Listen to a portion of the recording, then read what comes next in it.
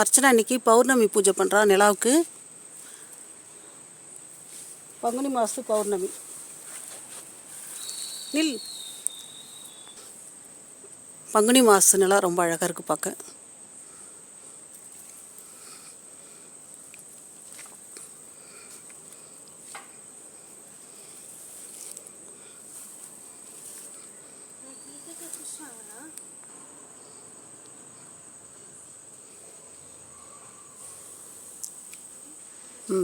நிலாவை பார்த்தா ரொம்ப அழகாக இருக்கு அர்ச்சனா.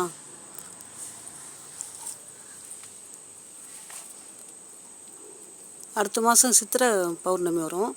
இப்போ பங்குனி பௌர்ணமி, பங்குனி உத்திரம் இன்னைக்கு. ரொம்ப அழகாக இருக்குது.